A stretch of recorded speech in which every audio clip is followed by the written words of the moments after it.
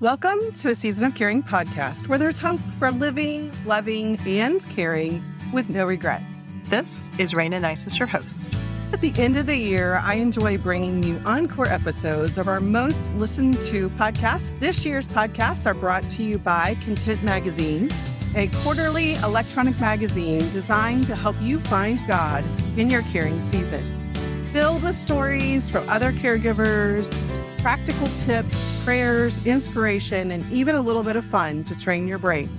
It's coming in January of 2023. I look forward to bringing Content Magazine to you. So today's episode is our fourth listened to episode of a Season of Caring podcast, and I'm excited to introduce you to our guest, Deb Hallisey. Debra was her mother's caregiver. Since our recording, Debra's mom has passed away. So we want to offer this podcast in memory of her mom. Caregiving changes relationships. It changes the relationship with the person you're caring for, but it also changes all the rest of the relationships in your life, from your spouse and your children and grandchildren to work to even church members. It really, really does. That is just one snippet of wisdom from Deb Hallisey, our guest today. Deb is her mother's caregiver. She lost her job due to caregiving and as a result founded Advocate for Mom and Dad, LLC. Deb writes on caregiving issues from adult children of aging parents at her website, www.advocateformomanddad.com. Author of Your Caregiver Relationship Contract, the book is a practical, step-by-step guide for discussing relationship issues that arise between caregivers and their care partners. She uses personal stories to illustrate how these techniques healed her relationship with her mom. As an advocate, Deb works with caregivers to help them effectively communicate with their caree, other family members, and the healthcare system. Deb is a certified caregiving consultant, educator, advocate, and a certified dementia practitioner. I'm so excited to have you here today, Deb. How are you doing? I'm great, Rayna. Thank you for inviting me to your podcast. We're going to have some fun today. We are. I am so enjoying your book. I think, relationships are so tricky when we're healthy and when we're not, right? They're a challenge. And so tell me about this title, Your Caregiver Relationship Contract. I don't think most of us think of a contract when we're thinking of our relationships. So tell me a little bit about that. Yeah, no, we really, really don't. First of all, caregiving changes relationships. It changes the relationship with the person you're caring for, but it also changes all the rest of the relationships in your life, from your spouse and your children and grandchildren to work to even church members. It really, really does. And so I started thinking about, well, what makes up a relationship? Well, what makes up a relationship is what are you willing or not willing to do for one another?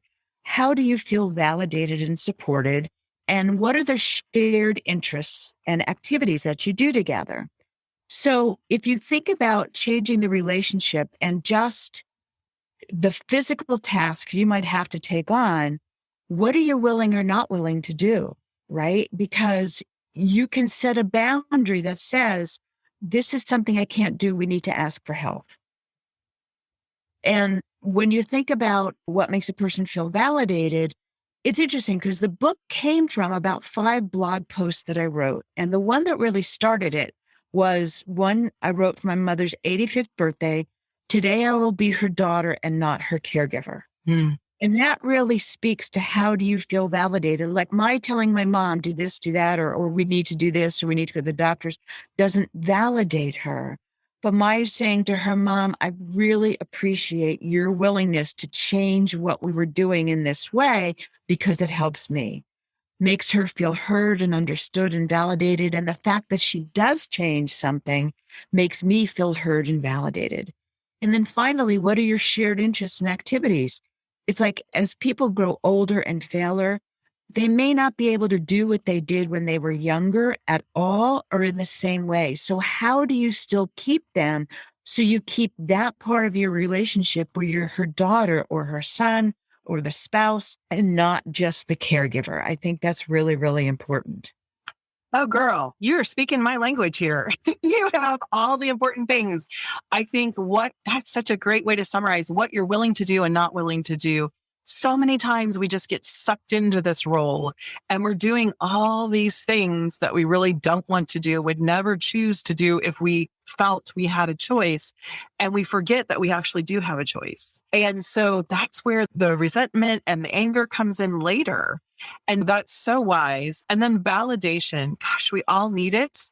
And we forget we need it in those relationships outside of work. I think in work settings, we often talk about management styles and validating people, but in relationships, we neglect that. We forget to consider those things and really having that conversation that way. And shared activities, so important. I share a lot about my dad because that's my most recent caregiving season. And he was a physically active guy. I mean, we're talking playing volleyball 3 times a week, going to the gym 3 times a week at 80 plus, right? And so finding those physical activities when he could no longer do those things, we continued the gym. We lightened the weights. We did a bike instead of walking on a treadmill. We just adjusted those things and we actually did those things together.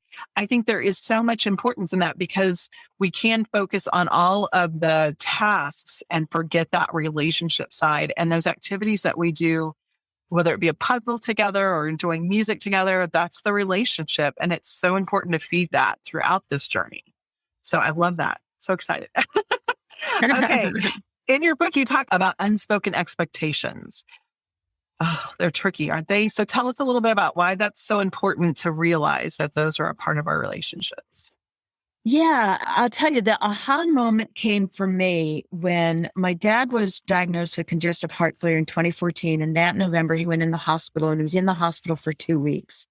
And I moved back there with my parents because my father was my mother's caregiver. Plus, I live an hour away. So I wanted to be able to go and see him in the hospital. And my mom and dad had a routine. When my mother got up in the morning, there were a set of things he did for her, and they had a routine at night. And we were about a week into my dad being in the hospital and staying with mom when I realized that every night I was starting to get tense and just angry at all the things I had to do before I could go to bed. And I was exhausted. And it was take her blood sugar, put eye drops in her eyes, bring the toothbrush and toothpaste from the bathroom into the kitchen, close the curtains in the bedroom, turn the bed down, get her clothes out, bring water out. Like that's only 6 or 7 things. And you would think, well, that's not a lot. But when you're exhausted, the thoughts of having to get through them before you get to bed, that having to bring the toothbrush and toothpaste from the bathroom into the kitchen so she could sit while she brushed her teeth made my head explode every single night. And what suddenly occurred to me is, wait a minute, this is what dad did for mom. And mom's expectation is that I could continue this. And because I was so new to it, it was mine as well. It's never anything she said to me, but I'm like, I cannot continue his routine, his contract, if you will, the same way that he does. And so I said to her, Mom, I'm really tired by the time it's bedtime. I need to change something that we do at night. Can we, let's find a place to put your toothbrush and toothpaste so I just don't have to carry it back and forth. Where should we put it? And that was the first time that I ever asked her to change something that she and my father had a routine or a contract on. And it was the first time I realized that although it was never spoken, she just assumed I could keep up with the way he cared for her. And I realized I couldn't.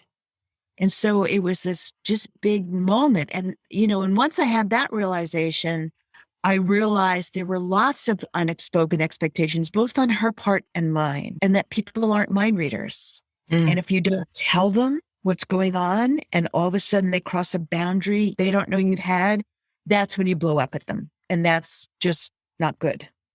So wise in that we don't even realize sometimes where the boundaries are, much less communicate them. And that can be so tricky because a lot of this is about our own work in realizing what the shoulds are that we're experiencing that are bringing up that resentment that lead to those outbursts. Really understanding that there are boundaries and there are things that we really need in order to continue in offering the support that we want to offer and asking for the help around those things that we don't want to do. One of the things that because I both had my mom and dad with Alzheimer's disease, I have the experience of taking care of their physical needs, both of them. I was only in my 20s when my mom was not able to care for herself. So in my early 20s, I started bathing her and feeding her. She was never incontinent, and we just kept her on a routine. And so every couple hours, we went to the restroom. So, taking care of those personal needs was just a part of being with my mom. So fast forward, I'm in my 40s and my dad's diagnosed. And he gets to the place where he's needing help 24/7. And we're looking at stepping into those care needs. And I knew I wanted to be a hands-on caregiver with him, but I also knew I wasn't comfortable bathing him. And so I asked out of the gate, I just said, this is one thing I don't want to do. And my sister brought it up years later and said, you said you would never bathe dad. And I said, yeah, I did. I did bathe my dad, but not regularly, only when I had to step in and meet a need that he wasn't able to meet for himself. It wasn't like when he had an accident, I was just going to leave him dirty. I helped him to clean up and do those things, not because that was something I wanted to do every day, but because that was a need in the moment. And I was okay with being able to do that. But I realized the difference in the relationship I had with my parents, and going in, I was able to put that boundary down and say, this is not something I want to do every day, because I knew that it would make him uncomfortable and it made me uncomfortable, and that wasn't going to equal a good situation, right? And so I think realizing those things is what triggers us to say we need help. But it's so important if we can do that before we get to the explosive part or to the resentment part. That makes such a big difference. And that conversation you were able to have with your mom really helped to change and start to shift you being able to say, this is what I need. I see that you need this, and this is what I need. Where can we find the middle ground? 100%, 100%. And, one of the things that I think is really important to understand is that the way you talk is critical, like language. It's not the you should, you must. It's I need to change something because I'm overwhelmed and exhausted. But the real key is you never end that request or comment with a yes or no question, right? Because I said, what do you think? And she said, no, I don't want to do that. Where do I go? But by saying, where should we put them? It became, we're going to do this, but you have control over where it goes. And that toothbrush and toothpaste still sit in the same drawer in the kitchen, and she gets them out. And because I was able to say to her and validate and say, Mom, I know it doesn't feel like much, but this just really mentally and physically helped me knowing that task is off my plate. I know I've asked you to change something you and Daddy did. Thank you for that. That validation and recognizing was really important. And subsequently, a couple of days later, she said, I could put my own eye drops in. I'm like, hey, great. Go for it. Fantastic. So it was a real turning point, both that aha moment and that conversation. And I will just say that my mom and I struggled growing up. We really did. But because we've been able to have these conversations and be open and honest with one another, we are closer than we ever were. We really forged a team. And that is a blessing out of caregiving I never anticipated. And I'm so grateful for.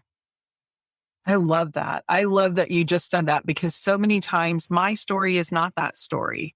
And so many times people talk to me about it and say, but Rayna, my mom and I don't get along. I've got a lot of baggage. There's a lot of wounding from my childhood, or even from my adulthood. There's been wounding that's happened, and that can be so tricky. So I love that this communication has really helped to, bring forgiveness, repair the relationship, and really bring that team together that you so need. It's so important in caregiving to be able to know that they can trust you and you can trust them, and you're both looking out for each other, and that it's not about the old stuff, but it's about moving forward together. So it sounds like that language is really important. So how would you help to bring that common language to you and your Carrie? So I think there's a couple pieces to it. I think that you need to recognize that there are unspoken expectations.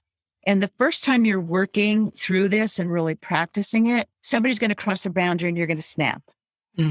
Okay. That's okay. It's the learning that happens. It's like, all right, well, that wasn't good. So what? It's the deconstructing of what happened in that situation. So here's the thing. First of all, it requires true self-awareness, which is not an easy thing. It requires you to be self-aware. It requires you to, I call her my inner 8-year-old. My mom can ask me to do something. And if my immediate reaction is anger or frustration, like with that first emotion, like, oh God, I have to stop myself and say, is this a reasonable request? And it's my inner 8-year-old reacting to my mother saying something to me when I was 8. Or is this something that is really not doable now? Can I say, no, I can't do this now, but I will do it in the future? So it's self-awareness. It's recognizing when your inner 8-year-old rears up. Then it's also recognizing how much gender and birth order play into this, both from you, right? Like I'm the female. Oh my God, I've got to do this. I'm the only girl, or I'm the youngest, or I'm the oldest. I have to do this, whatever that is. But it also plays in, my mom's going to be 90 in February 1st. It also plays in because so many times in families, the daughter can say something and it's like, yeah, whatever. But if the son says it, all of a sudden they're willing to do it. And I say to people, you know what? I know that makes you angry. I know it brings up when you were a kid and your brother came first, or it always happened. But in this instance, that is your ally. Work it. Go say to your brother, mom's not listening to me. Could you please tell her to do this? She'll listen to you, right? I think the thing is willingness to work on yourself. Because we have these old records in our head and they're very familiar and very comfortable. And if we're not willing to stop that record and be self-aware and figure out where it's coming from, then you're not going to be able to do these communication techniques. You're not going to be able to be the caregiver that your loved one needs and that you need to be. And some people aren't willing to do that work. And that means they're not the ones who should be stepping into this role, because that's where elder abuse comes in and other situations that get so icky and so sad, is really this not able to move into a place of health and wholeness as a person that's providing the care, because this is hard work. It is hard work. Yeah, it is hard work, but it can be filled with joy as well. Amen. Yeah. So important. There's so much blessing in it. And that's true of everything. The pressure creates the diamond. And without the pressure, the diamond can't happen. And so we have to realize that's just part of what we're looking at. So asking for and saying yes to help is hard. It is hard for caregivers and for the person who's receiving that care. How do we do that? How do we get to a place where we can ask in a way that you talked about the language of it in expressing your own need? Is that mainly what helps us, is to realize that we need something and asking for it from a need base? Because I talk to people all the time, you are your parents' legacy. They don't want you to give up your life. They don't want you to end up this depressed, lonely, resentful, angry person because you've done nothing but care for them. They want you to have the life that makes you happy and fulfilled. They just want you to do that and care for them. And so it's a balance. It's not, again, that's where the hard comes in, right? We've got to be able to do both. So how do we ask and how do we help them to hear our needs? Yeah, you're right. I think asking for and saying yes to help, there are two pieces to that. There is the person we love and we're caring for who doesn't want to ask for help, right? And I think sometimes it's a generational thing. I think about my mom and dad. They grew up during the Depression, born right after World War II. And so like privacy and not telling people your business and the fact that you need help is just an ingrained part of who they are. Okay. And so we need to respect that and understand that. But by the same token, as you just said, they want us to live the best life we can while we're caring for them. And so being able to say, I need help, and putting it about you can help them say, okay, this is something that I need to give in, or not give into, but this is something I need to consider. But I will say that don't expect this conversation about bringing help in to be one and done. I call it the drip method, right? You have the conversation, you let it go, and you have it again in a different space and time. It can take a long time using this drip method, but each time you have it, you help them understand a little more why you need the help. The other thing I would say is understand like their boundaries as well. Like if someone is adamant about, no, I don't want a stranger living in my home, but you still need the help, don't push live-in care. How about if we get help a couple hours a week, right? Start small and then grow it from there. I think that's really important. And then everything we talked about, really getting your loved one to say yes to help, in a lot of ways is setting a boundary that says, I can't do this. The solution is to ask for help, not for you to change an action. Like I asked of my mom, the solution is for help. One other thing that I love, this came from my Aunt Mary Ellen, who we lost to lung cancer. One of the other impediments, like even calling a neighbor and saying, when you're out, can you buy bananas, right? Like, oh, no, I don't want to bother them. They have their own life. I think part of that often comes from when the neighbor brings the bananas over, they don't want to take payment. And that's just, no, wait, I pay my way. Again, that's a generational thing. So my Aunt Mary Ellen bought gift cards to every Target, Walmart, Publix, ShopRite, whatever. And anyone who we go shopping for, she gave a gift card to. And then when it was almost done, she gave another one. So that conversation went away. Mm-hmm. Then there ourselves as caregivers who are unwilling to ask for help. Oh no, I'm the only one that can do it. Like I see this all the time with married friends as well. Oh, I have to do it. My husband does it wrong. And I'm thinking, is it really wrong or is it really different? You know, that's the thing. Like, so I think as caregivers, we think, oh, they're going to do it wrong. Is it really wrong or is it different? And if you really have a hard time, talk to somebody about it, a counselor, a minister, whoever. And this is the final point about asking for help. So often when we ask for help, well, first of all, when people say, what can I do? We're often not prepared. So think about what it is that can help you and write it down. Okay. So when they ask, you can tell them. But when they ask, you can say, oh, can you walk the dog? And they'll say, okay, sure.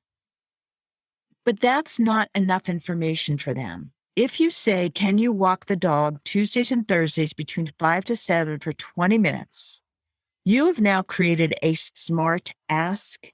It's specific, it's measurable, it's attainable, it's relatable, and it's time-bound. And they can now negotiate and say, well, I can't do it Thursdays between 5 and 7, but I could do it between 6 and 8, right? What you never want to do is ask something like, can you walk the dog? And somebody says yes, and then the details become the devil, and all of a sudden they will never help again. Plus, it really makes you think through what you need. So creating kind of smart asks, I think, is the right thing to do. Such a good point, because that's where expectation comes in again. Well, ask you to walk the dog. Why don't you know that means on Tuesdays and Thursdays from, 5 to 7? You had this very specific idea in mind, possibly. You had your routine in mind. This is when the dog is used to walking. This is what we always do in our house. And you never communicated that. And so they can't meet your expectation because they don't even know what your expectation is. And I love that too, because the person who's being asked knows what they're committing to. When you just randomly say, can you walk the dog? I'm thinking, you mean right now today? And sure, I can do that, but not the rest of my life or twice a week for the next 2 months. You know what I mean? That request isn't specific enough for them to even know what they're agreeing to. So that's just totally setting you up for tension, stress, and frustration. So I love that. Get that ask ready and make it sure that it's smart. I always tell my clients, if you have a list of things, when someone says, what can I do to help? Or I'm here to do whatever you need me to do. And you're like, oh, I don't even know, because you are overwhelmed in that moment and you don't know what you need. But having that list and making sure it's a smart ask, that's gold. So listeners, get busy on your list. Get your paper out and get busy. All right. I want to talk a little bit more about your book. So in the book, you talk about practical and step-by-step guides to really being able to have that communication skill. Tell us a little bit more of what people could expect when they pick it up. So what you can expect is that at the end of every chapter, there's going to be worksheets based on what I talked about or questions to ask yourself. And it's everything from just what we talked about, like, the worksheet about the ask for help was really like, so you get a call that you need cupcakes for your kid to bring in, right? Like, is that really a high priority? Do you have to bake the cupcakes or can you stop and buy some, right? And so you'll just say, yes, I could do it, but I can't bake. I'll drop off something from this whatever, right? Oh, this is one of my favorites. When you are getting the spidey sense that things are changing and your roles may be changing, you may have to start paying a little bit more attention. At the end of chapter 1 and 2, I have the idea of creating a list, like sitting down and saying, so, Mom, when does your garbage go out and your recycling? Oh, well, that's Tuesday night at 5:00, right? So if you create a list of all of the things that have to get done in the house and then put who does it, and a different list of who's their electrician, who's their plumber, who's their internet service, right? It becomes, you can couch it in, if you're ever away or you're not feeling well, I want to be able to step in and help. Not, you're getting old and I don't want you to do this, but really let me understand how you live your life.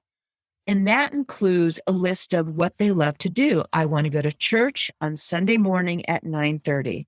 Is it something that I can do, or can a fellow church member bring us, or a neighbor or something? Really kind of writing down the way they want to live their life and then figuring out, is this something I can do or something else someone else can do?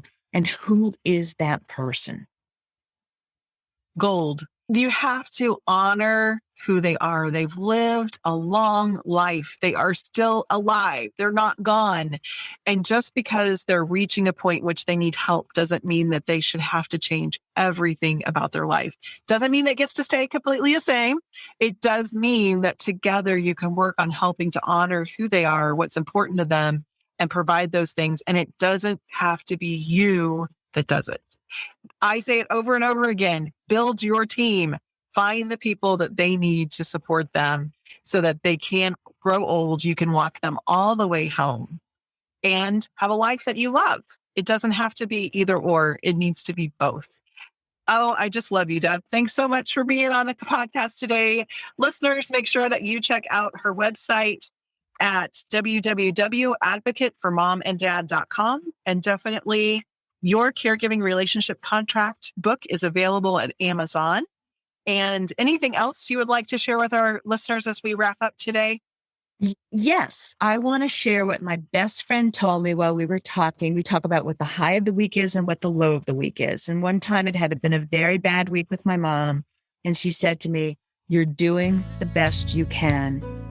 Give yourself grace. Mm-hmm. And that's what I want to say to the listeners. You're doing the best you can. Give yourself grace. So good. Thank you so much for being here today. Thank you so much. This was great chatting with you. I really appreciate the opportunity and getting to know you a little better as well. Definitely. Just a reminder, listeners, the Season of Caring podcast is created for the encouragement of family caregivers. If you have financial, legal, or medical questions, be sure to consult your local professionals and take heart in your season of caring.